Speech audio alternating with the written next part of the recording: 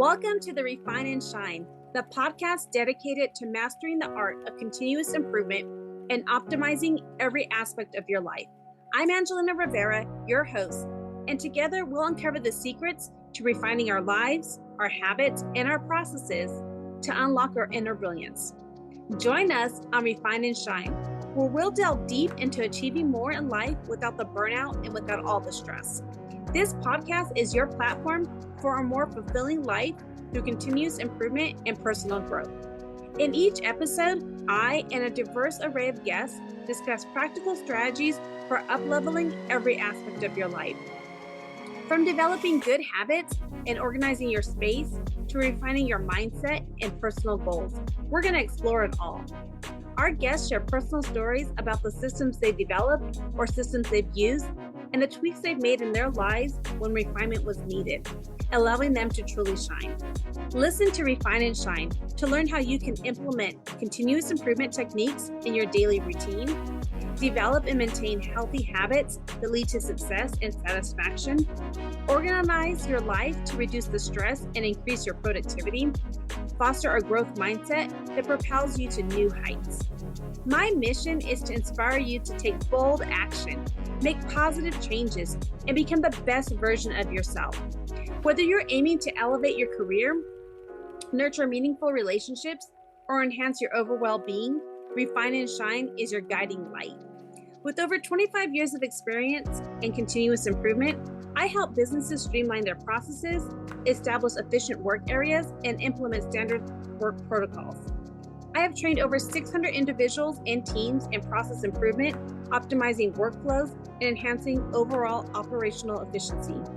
Tune in every week as we embark on an enlightening journey, exploring paths to refinement and illuminating the way to shine in every area of our lives. Subscribe now and join us on this journey to polish your life and let your best self shine through. Thank you for joining us on Refine and Shine.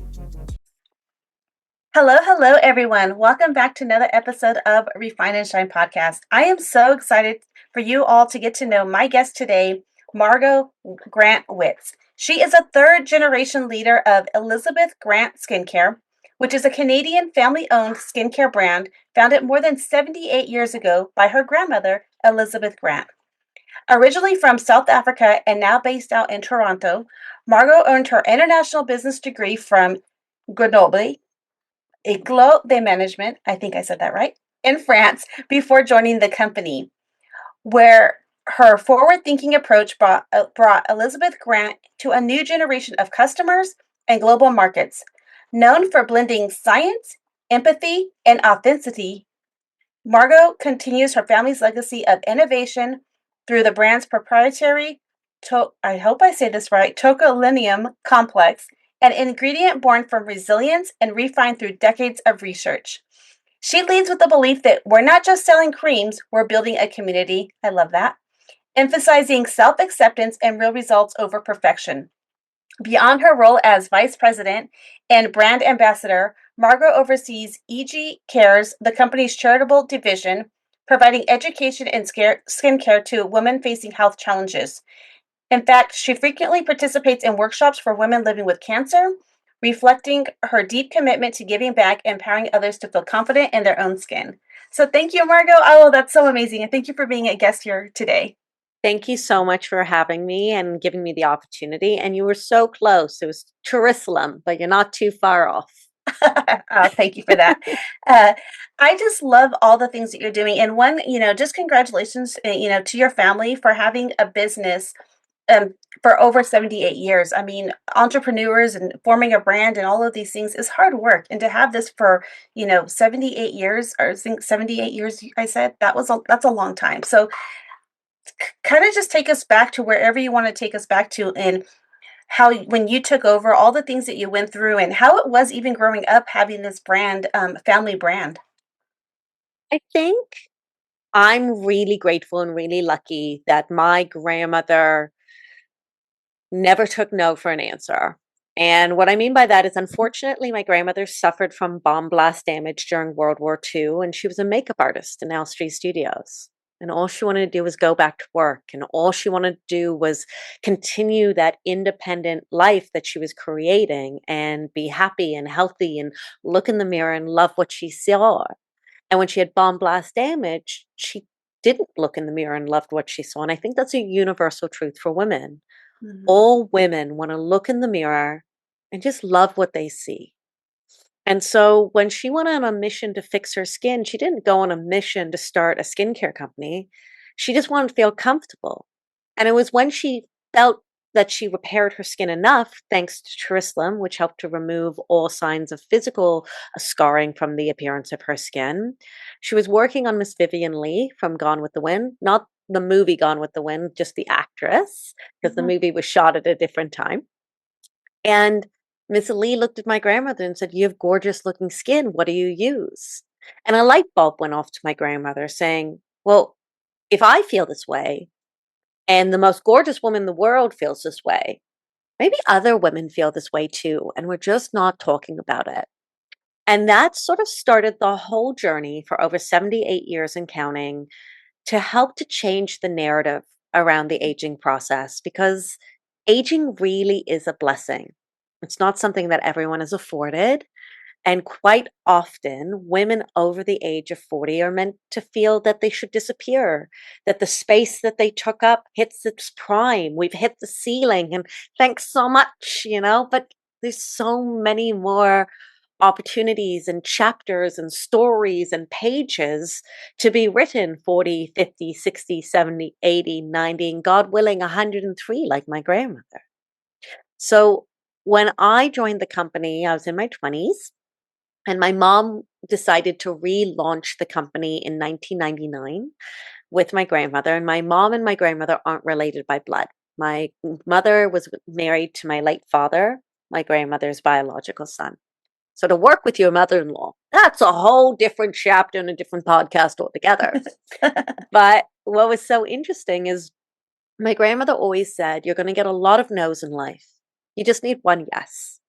And Mhm. my mother, when she wanted to relaunch Elizabeth Grant and go into manufacturing and create this product, 27 banks looked at my mother, said, "No, no, because we do not believe in women in business." Only one bank, and this was in 1999. So this wasn't 100 years ago or 60 years. This was like in the oh, I can't even believe that 1999 feels like so long ago. But you know what I mean? It's still Yeah, in like 30 our years ago. atmosphere. Yeah. Yeah.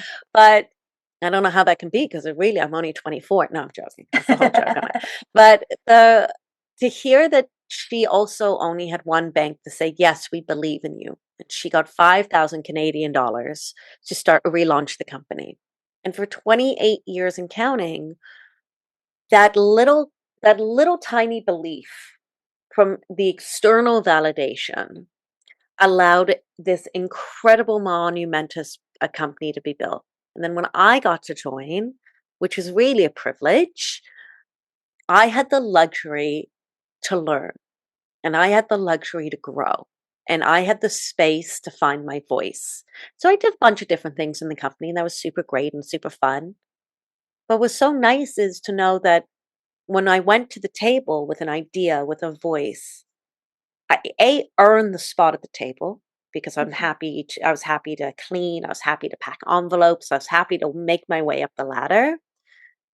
But there wasn't someone on the other side of me trying to keep my voice quiet.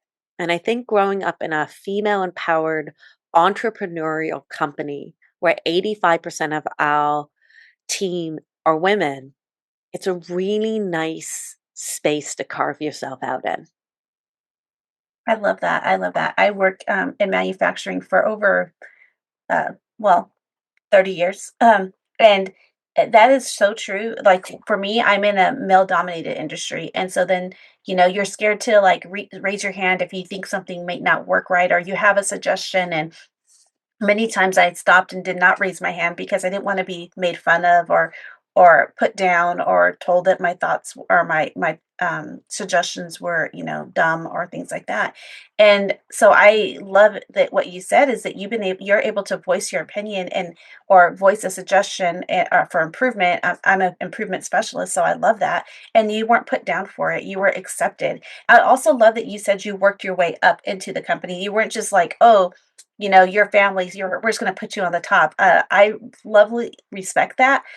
When I started working in manufacturing, there were times when I would start as a clerk and then work my way up and then go to another company and start again as a secretary and then work my way up. And so I understand the hard grind it is to do that, and the work that you put into it, and that you do everything with love.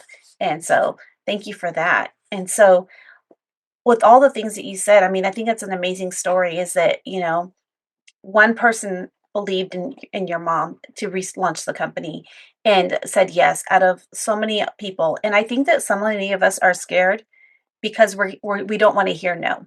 But I love that, my husband always tells me this, is if you don't ask, the answer's still no. So just to Yeah. have courage that your mom had to just to keep going and going and keep going for the next person and waiting for the yes, and just going after it and not being discouraged. I mean, what tenacity she has. Yeah, it's one of those things my grandmother's always said, you're gonna get more no's than you're gonna get a yes. And sometimes, other than I really make this caveat, and it's very strong, other than in the world of like sexual behavior where no means no, okay? Um, Other times in business and in life, no might just mean not right now. Mm-hmm. And so I've always said to everyone, why does your yes, your internal yes, mean less than someone's external no? Mm-hmm. And we've been made to sort of feel, well, that's a silly idea. Why do you even try? Why is it that like you should try that? Everything's okay. And you're sitting there going, because like I really believe in it. And so I think we sort of look for that external validation to say that the risk isn't that risky. And look at all the people who believe it and all these people try it. But the early bird will fly out and she'll see the worm, and that doesn't mean that there aren't other birds around, but at least she got up to say, let me survey the landscape, let me try. Mhm. I love that. I love that. So when did you guys start the nonprofit too that you started, and you're the one that leads that, and how did you guys come up with doing that as well, and helping, and going out and helping these women with skincare that are facing cancer and things like that? So our two charities of choice are animals and cancer, not cancer with animals, but Hmm. we've always had a soft spot for animals. I really am a sucker for them. Who isn't? Hmm. And unfortunately, I don't know many people who haven't been affected by cancer, whether it's someone themselves, whether it's someone that they love. Everyone goes through it. And we lost my father to cancer. And the biggest thing that he said was, I wish people would just talk to me like Paul versus Paul with cancer. Hmm. And Look Good, Feel Better is the most phenomenal organization because it holds it different internationally. It has different segments as in Australia and America and Canada and England and all over the world. And they all have different numbers of seminars. But in Canada, it's 1,200 free seminars for women and teenage girls going through the physical and emotional effects of chemotherapy, understanding how their skin's going to change, how their hair is going to change, how all of it's going to change, and that they can learn the tips and tricks that someone could be like, oh, she has her eyebrows on, so it's not that she's sick, right? But what I really love about it is it connects human to human because when someone hears that you have cancer, it's almost like they treat you with white gloves. Hmm. And sometimes people just want to be able to say, did that make you as sick as it made me sick? Wasn't that nurse's butt really cute? And it's this human connection in these seminars where Nancy meets Michelle or Jessica, and they talk. And so you get through it because it's not get over it. It's not come out the other side of it. It's a up and down flow of a different day to day. And to have someone treat you like yourself while going through it, I really am a firm believer, gets this unbelievable amount to heal easier, right? Because not Hmm. everyone's keeping you sick. Now, why did we start EG Cares? Because my mother's mother She always said, if you have 2 coins in your pocket, you keep one for yourself and you give one away. Mhm. And so for us, it's a beautiful opportunity. I mean, I think there's a lot of opportunities that you wish you can wave your magical wand and go, I wish I could just fix it. And so quite often I think someone goes, well, I can't make the biggest impact. So what can I do? Mhm. But those little impacts, those little moments, those little opportunities, those little conversations, they go a lot further to the bigger picture, whether it's that person's impact, whether it's where you're going in life, whether it's, oh, that $1 actually allowed me to keep the lights on. You never know what the ripple effect is. Mhm. But it's nice to be able to be a part of a story of leaving the world or helping the world just be a little bit better than it is today and tomorrow. Yeah, I love that. I love what you said about like it's just the whole ripple. And as you were talking, I was thinking right before you even said the word ripple, it was like you just throw like a pond, you throw um a rock in the pond and how it just spreads out. And it's just like you make an impact on one person, and then that person makes an impact on the next person, and then the next and the next. And it's like leaving that legacy. And it doesn't have to Yeah. be like the big, beautiful things. Like it could just be how you just made somebody feel. And you were, making that person feel, they're going through, treatment and want to just feel beautiful in their own skin, and they are smiling because they feel beautiful, and then they go and be nice to somebody else and that person feels so accepted and nice to, like, it's just this big old like domino effect. And I think that that's so impactful. I love how you said about what, I want to be Paul before he had cancer. And I know so many people who, like you said, so many people who've had cancer, and or just any type of illness, and people treat them differently once they've been diagnosed. But Instantaneously. yeah, and that diagnosis doesn't define them. They are still the same No. person. They just have another added thing on their plate. And why we treat people differently, whether they have a disability, all of these other things, diagnosis is a hard thing. And I love that you guys you see the need and you're like, how can I make an impact? And you're out there educating people on all of these, how to make them feel good, lovable, or not, love what they see in their face. I even had a friend who was going through breast cancer, and as she was going through breast cancer and losing all the things, she wrote a book about just loving herself in the mirror. And I forget what the book's called.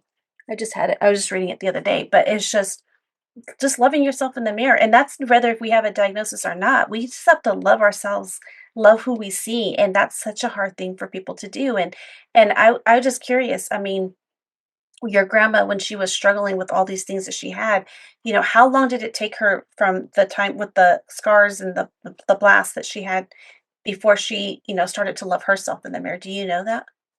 There's physical scarring went away within about 8 to 10 months. But I think that once you hit an insecurity, it's really hard to just be like, well, okay, look, I look pretty now. So life is better. And I think it was when women would always walk up to my grandmother and say, Elizabeth, thank you so much for changing my life. And my grandmother genuinely would hold their hands and say, no, thank you for changing my life.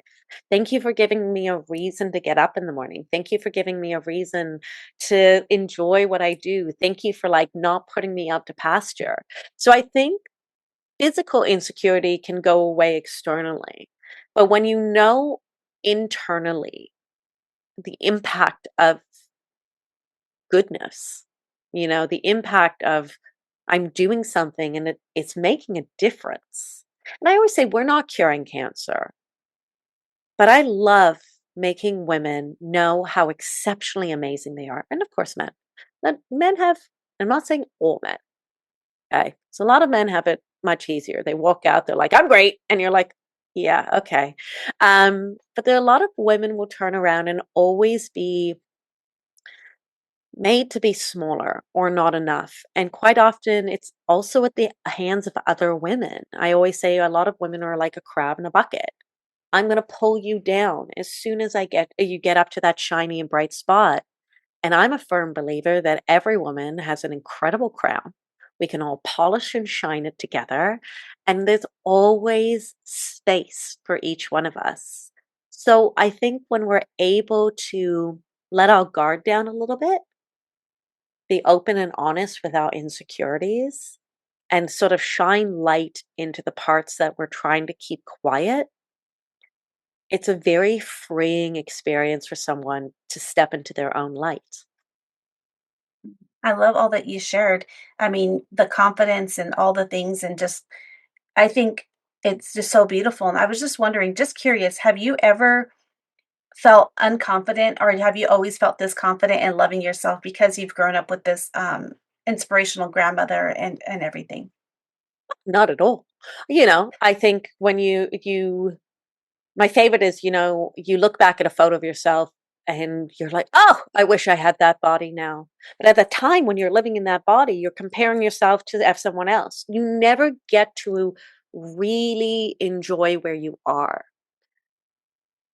I have just had a really great understanding. If not you, then who? And everyone's uncomfortable, and everyone has something that they don't love. Mhm. And every single one of your best friends was once a stranger that you have to say hello to. So I sit and stand in a lot of uncomfortable situations and go, what's the best we can make of this? Right.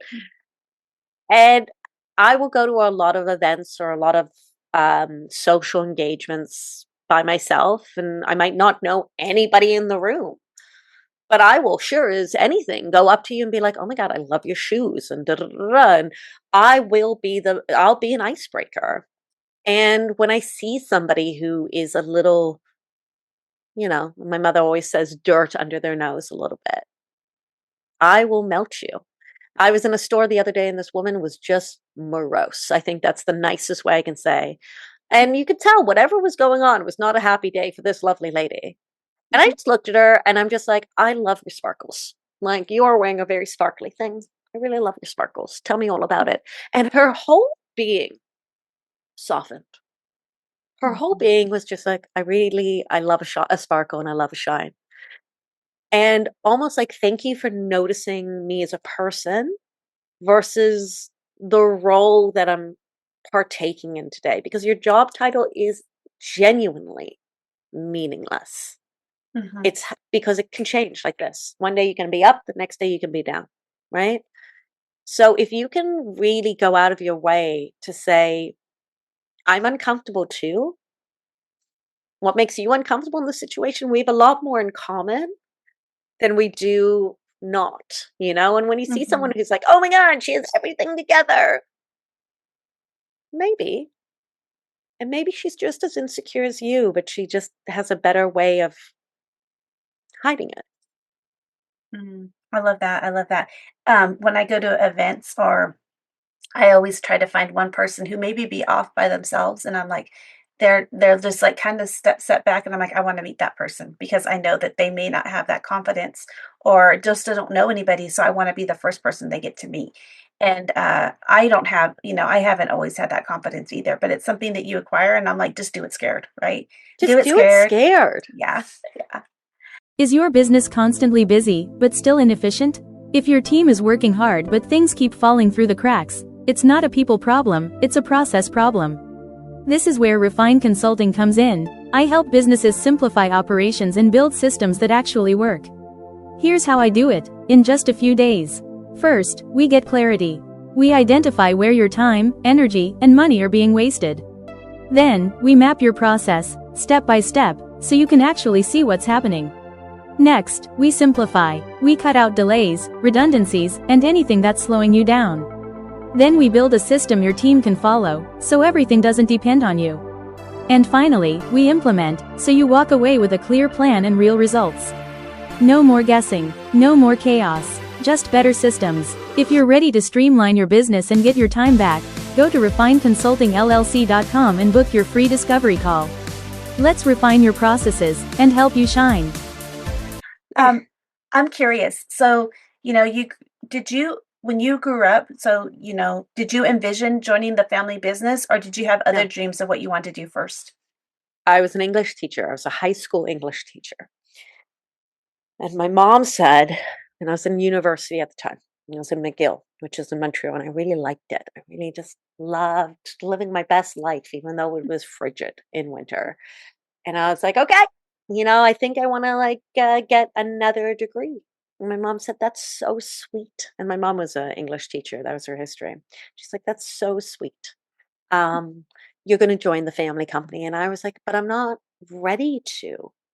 Like, I'm not ready to join the company. And I don't know if I want to join the company. I don't know. My mom tricked me. My mom showed me a lot of the fun things to do. I was going through a breakup at the time. She's like, hey, like there's the Cannes Film Festival. We're thinking of sponsoring it. Do you want to go and represent the company? And I go, all right, sure. And that opened up the fun of what work could be. I would Mhm. go to LA, I would go to New York, I would go to the south of France, I would go to Italy, all for work, right? I was like, oh, this isn't so bad. But Mhm. that's also how I wound up in France to get my degrees because I wasn't ready to grow up yet. I Gotcha. wasn't ready to say, okay, today's the day I'm going to start hustling in a different way. And I Mhm. think that with that move, it gave the time, the space for me to appreciate the opportunity, appreciate the chance, appreciate failing. And without any of that space to do it, or even the education to do a different degree, I would probably always have that percolation of what if, Mhm. or you only got this because you're the granddaughter, right? Yeah, Or the daughter, depending on who you're talking to. And so now I know very comfortably and confidently, no, I earned it. yes. I was happy to stuff gift bags at 3 o'clock in the morning in a bathroom stall where I had nothing that I could work with, but you just had to get it done. I love that. I love that. What are some of the biggest lessons that you've learned from leading a multi-generational company? What's the biggest lessons? Well, there's a place and a space for everyone. And if you're going to come in with a chip on your shoulder, you're not going to grow. Mhm. And so I have the blessing of having my mother, who's 73, who is the president of the company, my grandmother, who's 103, who is the CEO and founder, and to be able to know that they grew something and welcomed me into working with them, welcomed me into having that great space to try. But I think the hardest lesson and the greatest lesson is it will never come easy. Mhm. No one will care who you are. People care about how you made them feel. People will care about, are you going to go shoulder to shoulder with them? People care about, do you see me? And I'll always say that out of 150 members of our staff, 85% of them are women. Out of those 85%, we have 85% who are over the age of 50. Our head of R&D is a woman over the age of 50. And I have the luxury and the opportunity to say thank you for so much for doing what you do, because the only reason I can sparkle and shine on air is because our team allows us the tools to razzle and dazzle, right? And I think when you recognize to chuck your ego out of it, there's a really big space to it, a Mm. really big space. Yes, I love that. And I love, how you just share. I love that you know the stats of your company. Like you know who they are. You're not just like you are involved in the day-to-day, it seems like to me. Like you know your people, you know what your company is, who works. I think that that's amazing. I mean, a lot of people like you're invested in your company. Like you spend time with them, you know your people, and I think that that's amazing because I know there are managers we talked a little bit before, as manufacturing that I've worked in, there are some managers who just want to lead from the office and there's others who get on the floor. And I've always been one of that gets on the floor. I want to know my people. I want to know what they're doing. I want to know how they're doing it. Because I don't know how to do all the things. And so I want them to show me and, because I want them to know I appreciate what they're doing. And I love that you appreciate what your staff does for you and how and that they do all the things that you can, like you said, get on air and do these things such as podcast and represent the company. So I Yeah. appreciate that. And what's nice is when you work with someone and you go shoulder to shoulder or you problem solve, when someone says, "Do you mind if we get an anti-fatigue mat?" You understand it. Or Mhm. you go, "I see that this is happening. How can I make that piece a little easier?" Yeah. And you never get to know that unless you're in it. And I think quite often people are so interested in the what next to define their resume, which somehow defines who they are, that they forget about where they once were. Mhm. And the moment of where you are today was a moment that you prayed to be in. Mhm. And so if you're so focused on the next, the next, the next, and there's nothing wrong with development, there's nothing wrong with growth, you forget to appreciate that where you are was one day the day you prayed to be. And so we have to have that space to say, thank you for our lessons, thank you for our blessings, and thank you for the challenges that kept me going. Because a lot of people think it's the wins that keep you going, and it's not. It's the challenges because you've tasted the win. You've tasted that success. And so when a challenge happens, you go, so what am I going to do about it? How can I Mhm. fix it? What do I need to do? And that's what gets us one foot in front of the other. Oh, yeah, I would agree. I say challenges are opportunities, right? They're opportunities Yeah. for us to improve, learn, and all the things. I also said, like like if somebody says, "Kate, can we get an anti-fatigue mat?" You're like, "Yeah, I know what you're going through. Yes, we'll get that." And Yeah. that you care about them, and I think that that's so important. And so I just thank you for that. One of the things I wanted to ask you too is, you're a business leader, you're a brand ambassador, you're running these charities, you're speaking. How do you manage your time and energy? Not well. No, I'm joking. I don't I'm able to say no to things that I really know won't work, Mhm. but I really think there's a lot of time.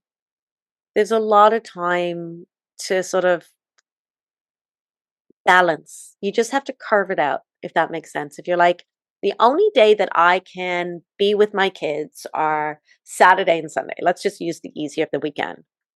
I'm not going to take on any work gigs this weekend because Mhm. I'm dedicating to my kids. I'm dedicating to my husband. I'm dedicating to my family. I know that life is always busy, Mhm. but it's better to be busy than bored. Yep. So if you're just someone who's really taking on more than you can chew and you're unhappy about it, there's nothing wrong with sort of putting a pause and trying to say, like, why am I doing all of these things? Is it taking me further? Am I enjoying it? Am I not enjoying it? But quite often I find women will take it all on all the time without being able to say, does this bring value to me? Does this bring Mhm. me balance? Does this bring me joy? Because life is not about the perfect moments. There's never enough time with anything. There's never enough space for things. There's always another bill to pay. There's all of those things, right? So how can you make the best of it? And I think we're so caught up in our moments of where we are that we sort of forget to look around about how fortunate we really can be to have our complaints. Like, what are Mhm. you complaining about? Well, I have so much on my plate. I love that for you. Some people don't have plate. Some people have two plates, but only have enough to fill one. Some people wish that they could be in the struggle that you're having. So I think that when we're able to see the forest through the trees, when we're able to take a step back and really assess, and that comes from asking yourself regularly, what do I want? What do I want from today? What do I want from this week? What do I want for my children? And understanding that it all has to be a loose structure Mhm. because nothing is controllable, nothing is foreseeable, and nothing is ever perfect. And I think when you give yourself that space, it gives you the grace to enjoy it. I love that. I love that. I just love this conversation with you. I just have to tell you. It's like Thank you so we much. could be we could be besties if we were closer. We can be besties far away, you Yeah, we know? I'm can. I'm I'm okay with time zone changes, you I know? just because you what you say and speak is the things that, for some people it's for me, it took me a long time to get to that place, and you just have so much light, and like you're shining, and you just bring so much light in the and all your answers and the conversation that we're having. And I know, as when I was younger, I would say yes to everything just because I wanted to feel validated, and I Yeah. had so much on my plate, and it was just because, and then it was like, wait, I can't be angry. I've asked for this. I've said yes. So I love that perspective. And uh, I think that that's so important, is just to be thankful and learning how to say no to the things that aren't going to give you value, that aren't going to help you. And I think that as women, sometimes we have a hard time saying no Oh, it's because we want to, impossible. yeah. Because you want everyone. You don't want to let your friends down, your mom down, your kids down, your boss down. And you have so many different identities and personality traits with each one of those slices of pie, right? Mhm. So, example at work, you have to be aggressive because or else someone won't listen to you, or you can't have an off day because is everything okay? Is everything okay back at home? And you're just like, I am having an off day. Mhm. It's always like we have to justify for everyone around us of why we're doing what we're doing. And my favorite saying, and I've been saying it loudly and proudly, is quite often someone will look at me and say, "Hey, what do you bring to the table?" And I'll very much remind women, I am the table. You are the table. Like, there wouldn't be people sitting around this table without a woman. We create the table. And I think when you can have that empowerment to know you're incredible, but you don't have to be all things to all people. You Mhm. don't have to be the answer to everyone involved, no matter how much pressure you feel that you have to be. The Yes. person who you have to be everything and more to is yourself. Mhm. Exactly. I agree with that. And and that includes like taking time for yourself, taking time just to do your self-care, and get out there, move your body, make sure you're physically doing movement, you're eating right, you're doing all the things, because if you're not taking care of yourself and making time for yourself, you cannot take care of everybody else, right? Correct. It's my favorite thing. People always say it's the number one rule in CPR, right? No fire, no wire, no gas, no glass. Is it safe? Can I save them? Because if I can't save them without hurting myself, you're going to have two people who need saving and no one's here to do it. So it's a hard pill. It's a really hard pill to be like, I can't fix that. Not because I don't want to. I just physically am unable to. Hmm. Yes, agree. So your grandmother, she's 103 right now, you said, right? Yeah. And so what does she think, and what is she most proud of about her company today? I think the fact that it's been around for 80 years and counting, I think the fact that she created the first serum on the market ever in 1948 that created the beauty category of serums for at home use. I think the fact that her husband, my late grandfather, remember, women weren't allowed to own a company, women weren't allowed to open a bank account or hold a credit card. My grandfather bankrupted the company twice and she rebuilt it each time. I think the fact that she created this independence for herself that went against what her stepfather used to say to her every day about how she would accumulate to nothing, how she was not pretty and not smart and not funny and you're worthless. To hear that every day and then to see that she walks in and she can pay her bills, she can buy nice things, and she created this purpose and she gave space for my mom to also start again when she was 46, to be able to help change how women feel about themselves is the thing we are most proud of. We are here to change how women see themselves, not just physically, but emotionally. I can genuinely help rewire your insights so that you can be as crazy as positive as I am. That does not mean like I don't have a bad day, but I think you're amazing. And I will tell you every single reason why you're great. And I just want women to be able to have that same conversation with themselves regularly. And my grandmother created that. My grandmother created that for 80 years and counting. Yeah. I don't want these women to feel bad. I don't want these women to feel small. I don't want these women to feel like they're not enough. I want these women to know how exceptionally amazing they are. And if anybody around you, whoever it is, and I know it's hard, but if anybody in your atmosphere is telling you the opposite, tell them to go find less. Like, you just keep being your bright, shiny, positive, wonderful self. And if you're in misery, life is short. No one likes a misery, and you're never going to get out of life. So try not to be that miserable. But if you are in misery and someone's being like, rah, rah, sis goomba, and you don't want to be that person, also tell that person to go find less. Just stand in your confidence and your happiness with who you are. That's so beautiful. That's so beautiful. So as we wrap up, though, I just wanted to ask you, how can people find the company if they wanted to buy the products? Like, how can they do that? So, number one, I'm really happy to give you a discount code if you are interested for any of your listeners, so we can chat offline. But also, ElizabethGrant.com. We sell everywhere. We are on 10 international shopping channels around the world and counting, which I think is amazing. I'm talking to QVCs, I'm talking to Shop LCs, I'm talking to TSCs. I think it's the most brilliant way to shop. I really do. If you want to chat to me directly, personally, I'm at Margot Grant Witz with a T, Margot, on every social media. And for Elizabeth Grant, it's at EG Skincare. And I do like to say this. If anybody ever sends us a message, we're a really small team. We don't outsource anything. So you're speaking to either myself or Amanda, who's been our customer care rep for the past 25 years. It's just, I love that we know all our customers. I love that I know my community, It's a really fun space. Yes, I love that. I love that. So, and I appreciate that. And I'm going to put all the links in the show notes as well.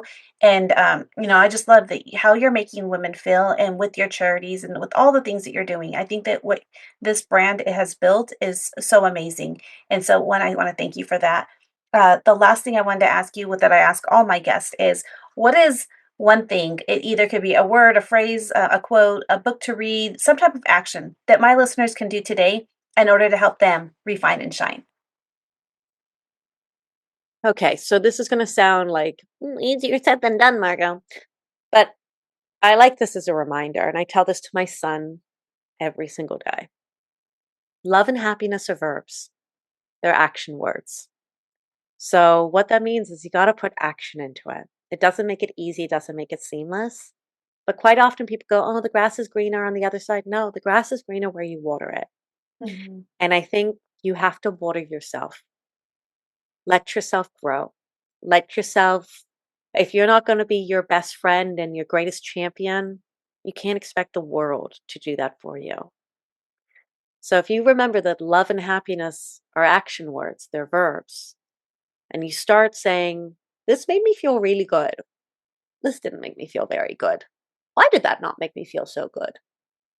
It's able to make you make proactive choices versus the lack of accountability. It's very easy to blame someone to say, well, I didn't like that restaurant. The meal was awful, right? Versus, I actually don't eat any of that food. Do you think that we can find a different place to eat?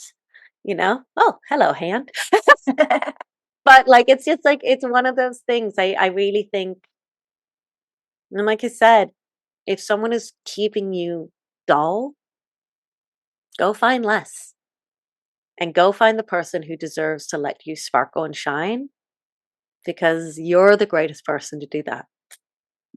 I love that. It's so beautiful. Well, I thank you so much for all that you've shared today, and I just appreciate you. So thank you. Thank you so much. And thank you for the opportunity. And to all your listeners, I'm so excited to get to know you. So thanks for taking a listen. Oh, you're welcome. Thank you for joining us on this episode of Refine and Shine. We hope you find valuable insights and inspiration to fuel your journey of continuous improvement.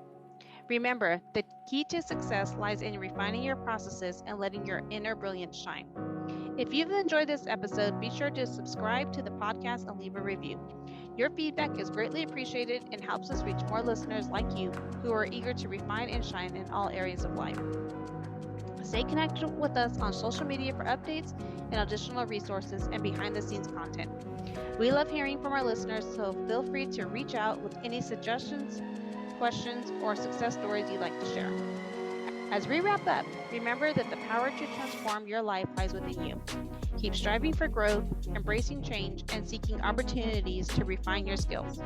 Together, let's continue to shine bright and make a positive impact in the world. Until next time, keep refining and keep shining.